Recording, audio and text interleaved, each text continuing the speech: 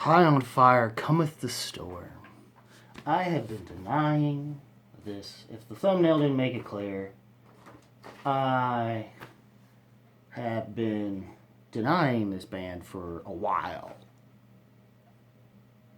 And some of you who know, especially with the recent release, so also speaking of Melvins, I believe one of the members that left got replaced by a member that was involved in Melvins. So funny enough, why even more ironic that I'm covering this record. So High on Fire have been around a while. This is the project of Matt Pike, who is mostly known for having been responsible for one of the most quintessential Palm Desert scene stoner rock, stoner metal acts known in the 90s as Sleep. Something I don't get enough of sometimes. Anyway, or at least guitar wise. I was slightly worried, I think, partially, especially going to the earlier stuff, probably because I was expecting something that sounded like the first Sleep record, which is the sludgiest of their records. And this is more sludgy, so I was a little worried. And a little worried at first, even though slightly remembering my first time hearing about the band was actually their music video for the song. I believe it was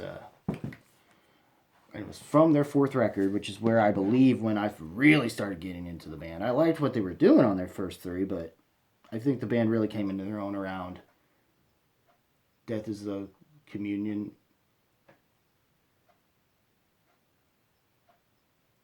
And but for me, yeah, it was Death is this Communion. Sorry, the track was Rumors of War.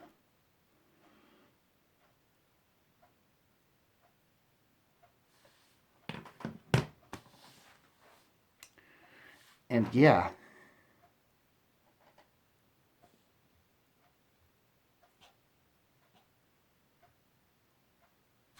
as you heard, the opening track was Red, which was a pretty good heavy opener, and going into the single Burning Down, which honestly that riff is fucking sweet. I don't know why Trismegistus is fine to me, but I don't like it nearly as much. And Come With the Storm is fine. It's fine as a single. The title track is fine as a single. I definitely love the instrumental and the very more Middle Easterny vibes I get out of it, more Egyptian specific.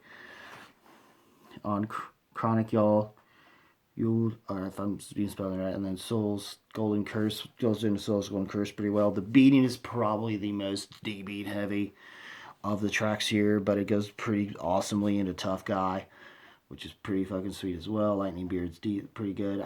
Hunting Shadows is probably the most stoner metal of the tracks. And then Darker Fleece, which I think is which is definitely the darkest and sludgiest of the tracks on here.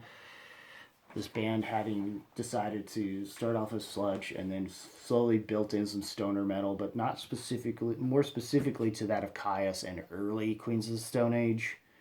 And then they eventually started incorporating more thrash, speed and trad metal-y kind of stuff, or at least more thrash and roll oriented kind of thing, like a more Motorhead or Kill 'Em All era Metallica kind of a thing, mixed in with the stoner and sludge, which I think worked pretty well, making them, I guess you could say they're essentially like, if you liked the early Black Sabbath but more in their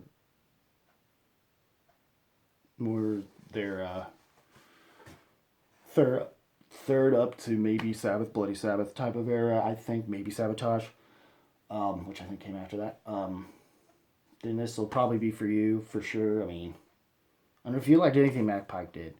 I mean, they were also coming off of having a few years off of removed from their album Electric Messiah, whose title track, which is in and of itself a tribute to the late Lemmy Kilmister, Meister of Motorhead fame. Rest in peace. I'm not going to say Lemmy is God, but he is quite a pantheon in the realm and a legend for sure. Um, as is Matt Pike's proven to be, and they won a Grammy for that. So probably may have had something to do with the fact Metallica or Slipknot was probably not involved that year, something like that, pretty much. So they usually give it to whoever is a big deal that's been around a while that actually may or may not have deserved it, depending. And in case of High on Fire, they definitely did. Um, Long time coming too.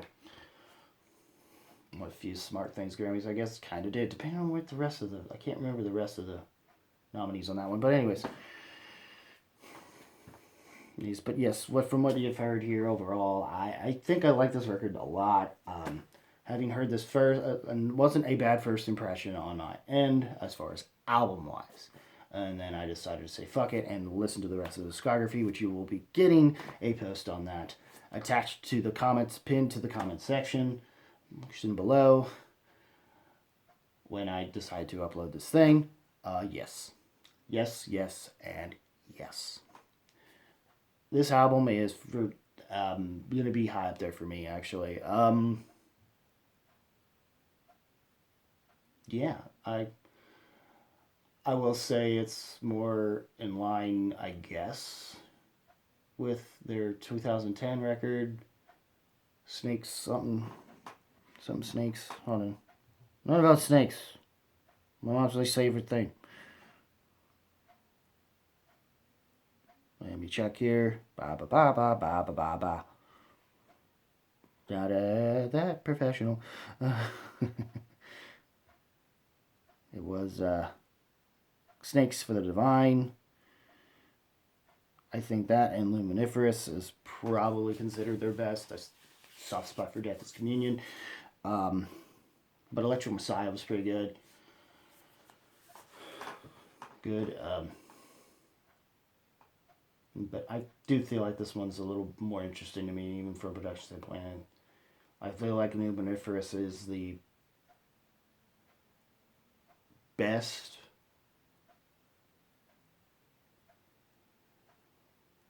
So Continuous and Luminiferous, I think, are the best records to have been produced by Kurt Ballou, apparently.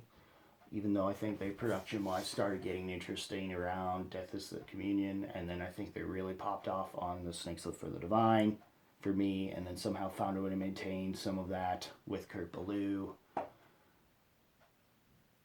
following that. Even though the record that they started with may have been rough because Kurt Ballou was still getting used to them, and that's why Luminiferous turned out as good as it did. And then I believe, and then of course they were able to take off from there, and I think Come With the Storms is pretty good. It was definitely a great follow up to Electric Messiah. So overall, yeah, I'm just gonna say it.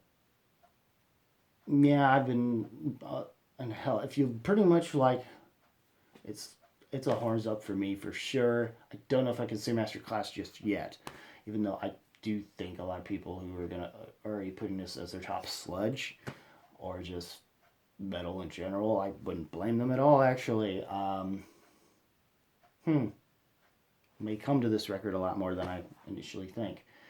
We shall see as the year progresses. It's definitely in the horns up category for sure, at the very least. From light at the very least to strong horns up for sure. Extreme beyond solid for sure. Solid album as they've come to be known since Death is the Communion, I believe, more so or less. Or even the fact that they just progressively seem to just get better and better, and some of it to the point where they just maybe more subtly lately. But yeah, if you like a band that knows how to mix thrash, sludge, and stoner metal together, you're gonna like this. Basically, if you like early Mastodon, early Baroness, Crowbar, even maybe some COC, those 90s era COC specifically, Down.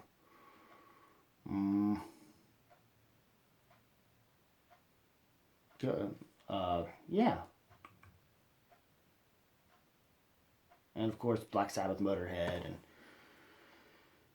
then there's no way you're not gonna like and like Kill 'Em All Air Metallica. You're not gonna. There's no way you're not gonna like this. Just saying. So, what did you guys think of the new High on Fire? Come with the storm. Leave a comment below. Let me know. As always, guys, keep it random, keep it real, keep it rocking. I'll see you next video. Take care, y'all.